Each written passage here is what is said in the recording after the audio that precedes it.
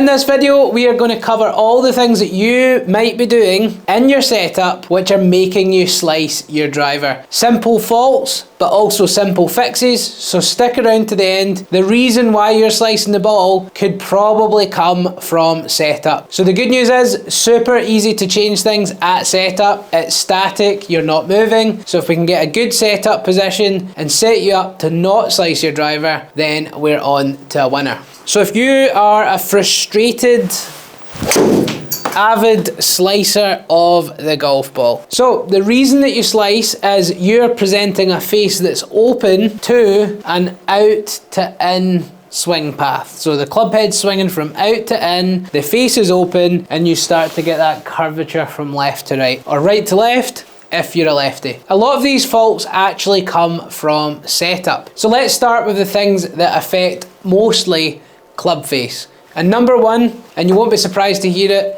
is how you hold the golf club. So a lot of golfers who are slicing the ball are generally holding the club really weak, either with one hand or with both hands. So if we take this grip here, what we often see with someone who's slicing and it's the grip that's causing it, the left hand, if we take this grip center, the left hand is too far around to the left. And what you generally find is the thumb is maybe down the grip center or even to the left of the grip center. Looking down on your hold, you might only see your index knuckle. This V shape pointing to your chest rather than your right shoulder. This might be because the grip is a bit too much in the palms, so gripping more in the fingers will allow you to get it in a stronger position. So stronger being hand more round to the right. And again, as a reference point, if you're leaving the face open because of a poor left hand grip, we want the right thumb to the right of the grip's center. We want this V shape to the right shoulder, and we want to see the index and middle knuckle when we're looking down. So this would be a fairly neutral to slightly strong left hand. Mistake number two, which comes from grip, I see a lot of golfers holding the club and then wrapping this hand round as much as possible. This gets the V shape here pointing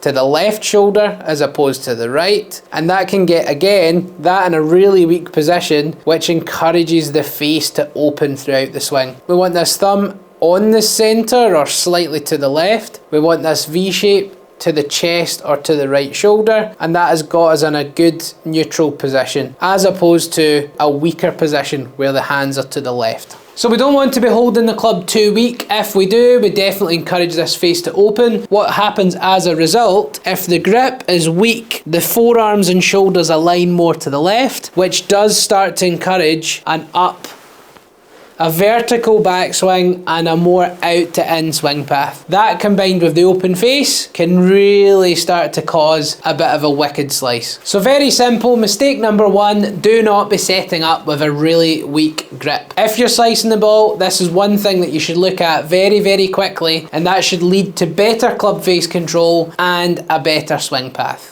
The next mistake I would see, and also the next tip, is do not set up with the left arm this way too much. Quite often that can be linked with a weak left hand. However, you do see some golfers with a decent grip, but the left arm is very much tucked in this way. And what that does is that can then make it difficult. So there's two ways our hand can go. There's supination and pronation. If we have too much of this, even with a good grip style, it makes it very difficult to rotate that arm anymore, and it makes it really difficult to close the club face throughout the swing. So as a general rule of thumb, when you're holding your golf club and you're setting up, you want this crease inside your left arm to point away from the target, and you want your elbow to point towards the target. So we're not completely this way, we're not completely extended, but we definitely don't want to be here. We don't want to be in too much supination of the arm. We don't want the crease pointing up. We don't want to be in this position, because again, throughout the golf swing, it's going to be very difficult to close that club face. Again, leading to the slice. Don't underestimate the power of how your left arm should set up. So less this way and more this way. Common mistake number three is a ball position that is way too far forward. I see a lot of slicers with the ball outside the left foot, and the problem with that is, yes, you might hit up on the ball a bit more. Yes, it might give you a bit more time to swing and close the club face, face, but what it does is you hit the ball later in the swing, so the club head is more likely to travel out to in. If the ball was to be in the middle of the stance,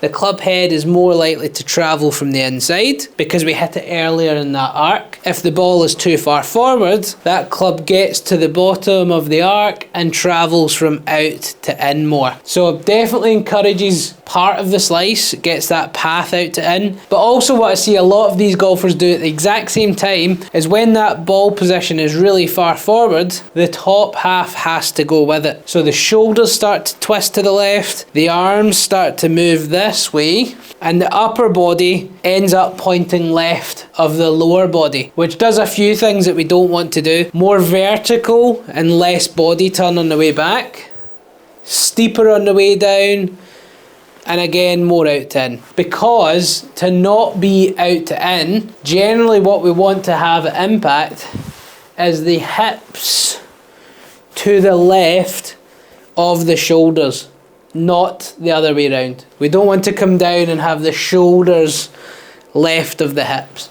So if you set up that way, you already preset a bit of that to happen. So you definitely don't want to do that. So get that ball position inside the left heel. Really simple tip to do that is just start with your feet together. Take the smallest step with your left foot, a little bit of flair. Take a bigger step with your right foot, and you know you've got an appropriate ball position there. It's inside the left heel, it's in line with the left shoulder, the tilt is nicely behind the ball, and that is also going to help your body alignment. So those are the main things that I would see people come in with weak grips. So if you're slicing, make it stronger. Again, refer back to that and try and get that grip stronger and more to the right for a right-handed golfer. Left arm position, we want it to be less this way and we want it to be more this way. Enormous difference for such a small thing. And ball position. Don't have that ball too far forward in the stance because it then affects your body alignment, upper body alignment, which then has a negative impact on that swing path. So if we can have the ball position good,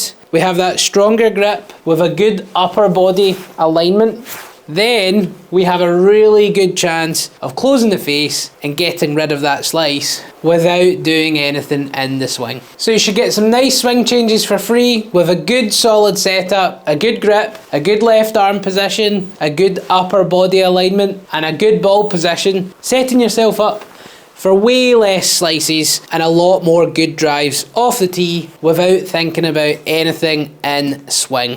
And if you're lucky, you might even find that you get some nice soft draws. Just like that.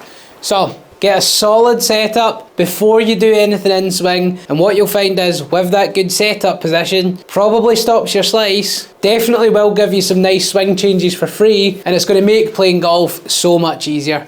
Once again, if you found this useful, please do comment down below how you're getting on with your golf, what you're struggling with, and I will make sure I get some content that's powered by the viewers to improve your golf. And don't forget to subscribe to the channel. We have 2 videos coming out every single week in order to help you with your golf. Again, if you'd like any extra help with your golf, make sure that you check out the description links below. We've got a Skillist link where you can send me videos. I teach worldwide online. That is the place to go for any extra help. You can send me some swings, get an analysis, a video feedback, and some guidance as to how to play better going forward. There's also some extra tips down in that description link that come out weekly and monthly, so if you're looking for any extra golf tips, that's the place to go. And once again, thanks for watching and see you next time on the channel.